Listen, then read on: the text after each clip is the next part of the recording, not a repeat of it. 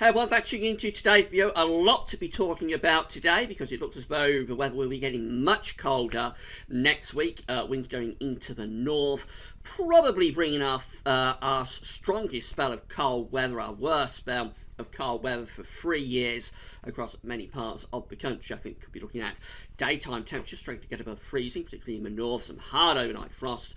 And yes, there will be a risk of snow as well, and in fact there could be some significant snow.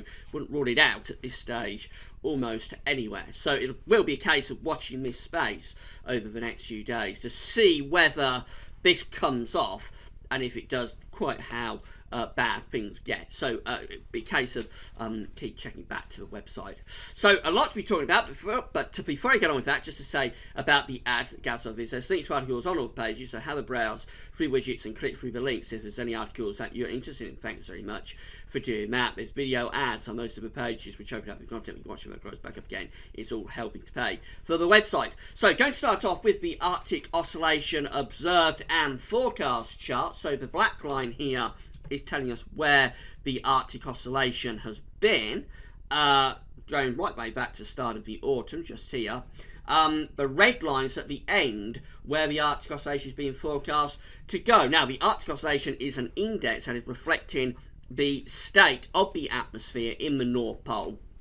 It isn't driving anything, it's just an index that's telling us what the atmosphere is doing. So it's kind of like the Financial Times share index or any other index really that is reflective of what is happening rather than being a driver in its own right. So when we get a negative Arctic oscillation, we're being given an indication that there's high pressure building over the pole. The high pressure that is driving the Arctic oscillation negative. Conversely, when the Arctic oscillation is positive, we've got low pressure over the North Pole. So you see that certainly since the start of November, we've been in a prolonged run of positive Arctic oscillation type conditions, with these big peaks in the Arctic oscillation, peaking particularly around Christmas. And that was helping to drive the very Atlantic driven and very mild pattern that we had through most of December, because the low pressure was keeping the cold all locked in over North Pole, stopping it penetrating into mid latitudes, and we had strong westerly winds. Well, you can see that the trend very clearly has gone downward since the start of the year. It's January 1st, just here. And the Arctic oscillation is already really quite negative. And look at this, it really is forecast to drop off a cliff as we go through towards the middle part of January. Those red lines are plunging, well, absolutely plunging down, going down to the scale is on the side, going down sort of -5, -6. I've not seen an Arctic oscillation go, I've not seen the Arctic oscillation go this negative in January since probably January 2010. So quite a while since we've seen the Arctic oscillation indicating so much blocking up over the North Pole. Remember, blocking is the route to getting cold because of the high pressure forms over the pole.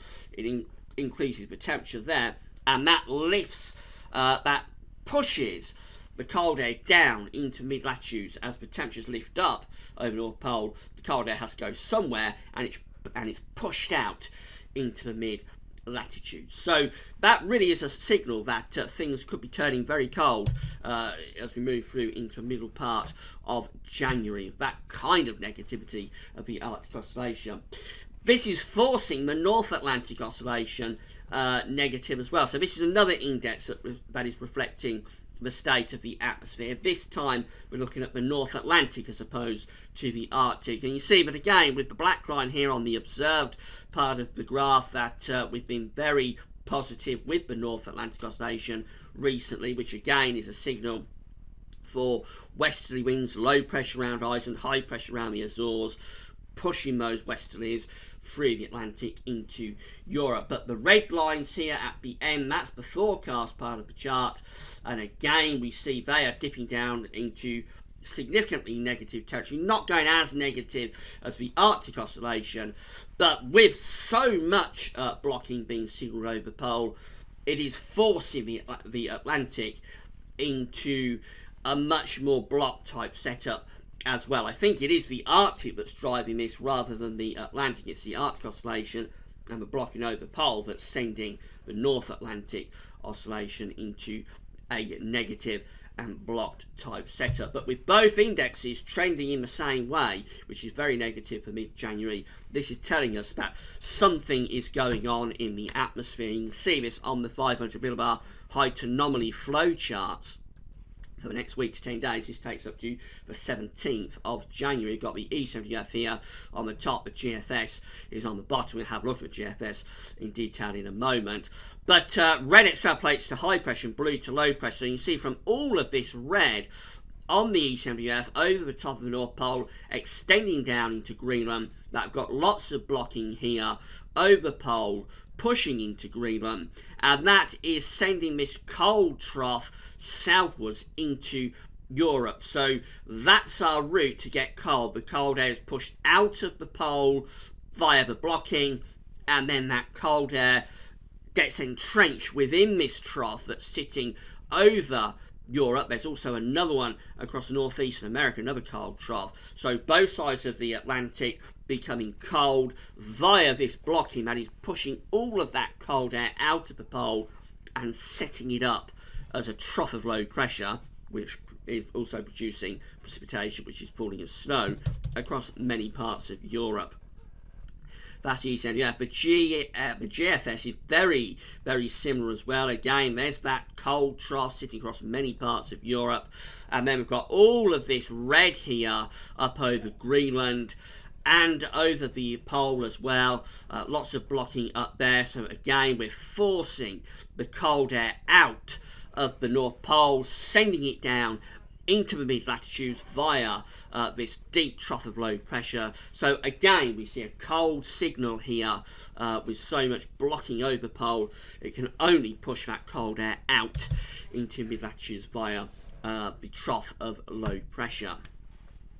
So I expect to be seeing the GFS ensembles trending colder, and indeed that's what's happening. So these are the ensembles for the next couple of weeks. The red line here is the 30-year temperature average, around average at most. So we've already turned a bit cooler compared to where we was in December. It is a cooler, or has been a cooler start to January. You see that the trend is very much downwards with the temperatures next week. Those dates are on the bottom of the chart, so this is the middle part of January just here. We're not going into severely cold looking temperatures there. We are turning colder and probably colder for wintry precipitation, but not yet seeing signs that we're plunging down into this sort of level, and that is sort of severe cold when you go to minus 15 at 850 HPA and below that. You're talking about sort of severe cold temperature. We're not seeing that depth of cold at the moment, but definitely the trend is there to go colder through the course of next week. A little bit of scatter though, so there has been a small amount of uncertainty about how cold it's going. But I think with so much blocking over pole, really we've got to turn it somewhat colder at the very least next week. It'll be the extent of the cold, really, how long it lasts, that is going to be open to question. Temperature anomalies for the coming week is going from the 7th through to the 15th of January, show a cooling trend.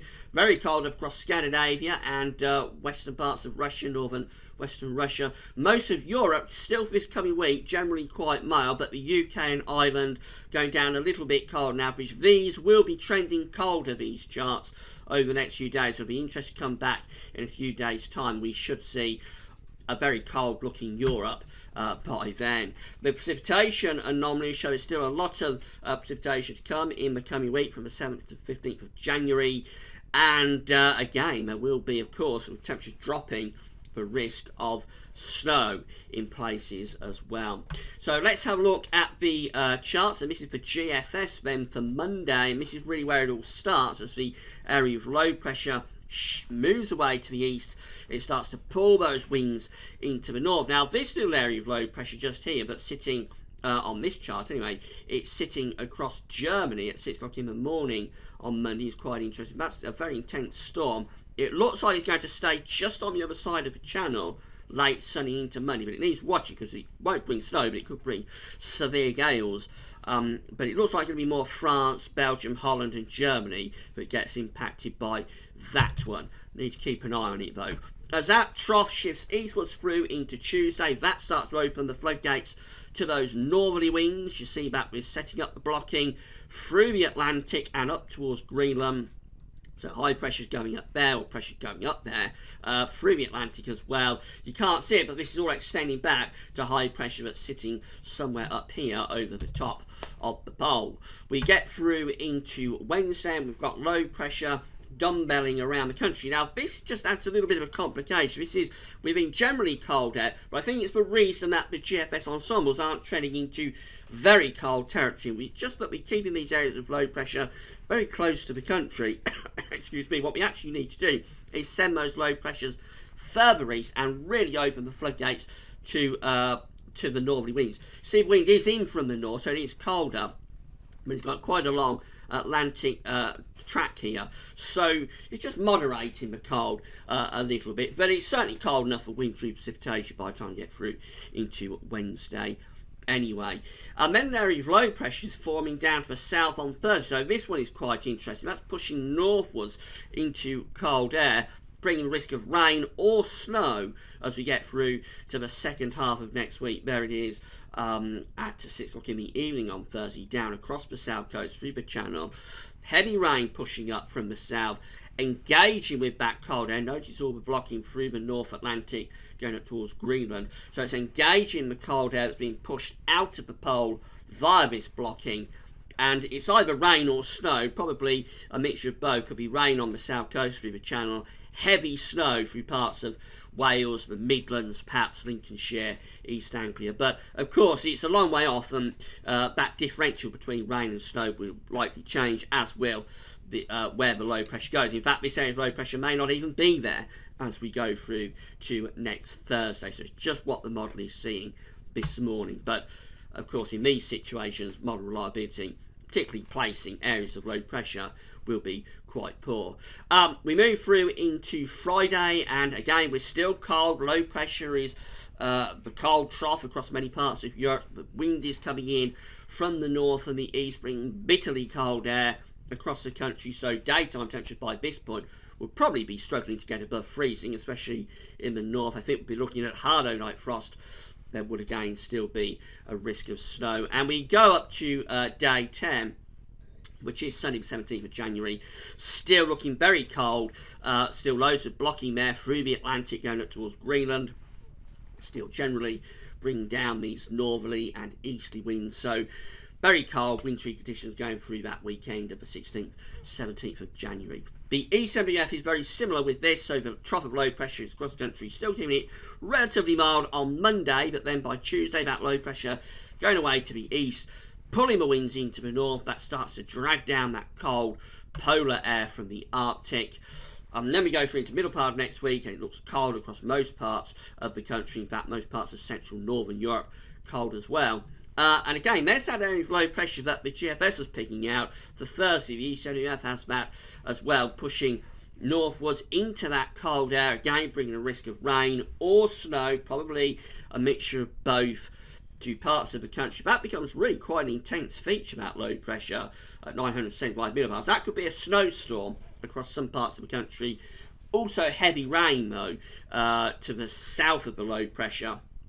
The snow risk would generally be on the northern side, so somewhere around there is probably the differential, with the rain likely down to the south of that low pressure and snow likely up to the north. That's a very interesting one for Thursday and Friday next week. The low pressure clears away to the east, leaves us in a northerly wind, bitterly cold air coming down from the north, and it stays cold then up to day 10. This is a really blocked pattern actually. There's no quick route out of this. High pressure is in across Greenland and Iceland. The trough of low pressure is through many parts of Europe. So again, the air is coming out of the pole. It's cold air plunging down through most of Europe. As I say, that's a proper block setup. There's no quick route out of that to turn things milder. And then we go through into the GM, finally the Canadian model. It's all very similar. Trough low pressure over country on Monday, clears away Tuesday. By Wednesday, we're in this cold northerly wind, bringing a risk of snow showers to the north and the east. There's that low pressure again that the ECWF and the GFS is picking out for Thursday. GEM keeps it on the other side of the channel, so it just impacts France really, and maybe the extreme south. But again, it needs watching. If it comes far enough north, it will bring a risk of heavy rain or heavy snow Thursday and Friday next week. But we just keep winds in from the north with the GEM through next week as we go up to day 10, which takes us to 17th of January. Again, winds in from the north. Maybe just the first indication there that mild airs trying to come back in off the Atlantic. So the GEM possibly breaking things down just after the 10th day. But overall, I think we are looking at a really cold week next week, or certainly temperature significantly below average. It'll be a big shock to the system compared to what we've been used to through December and the early part of January. I think it's probably going to be our coldest week coming up next week since 2013. There will be snow around as well. The complication, and it's a bit of a doubt that I've got, is quite how quickly this cold air gets down across the country. If it comes down very quickly on Tuesday, then we'll really be in business for a cold week. If we just keep those areas of low pressure dumbbelling around the country, like the GFS is hinting, it could delay the progress of this cold air, certainly getting into the south. So that's just something to bear in mind, that there is still a degree of uncertainty about this for next week. But as the days are going by and models keep churning out the output that they are churning out, I think the chance is increasing of a significantly colder than average week next week, with a growing risk of snow in places as well. So it really will be a case of come back to the website, keep watching the updates, watch your space as things start getting very, very interesting for this winter. I may do a quick video this evening just updating for the midday runs. They all come out around 5-6 o'clock in the evening, so I might do a quick update for that this evening. That's all for now, and thanks very much for watching.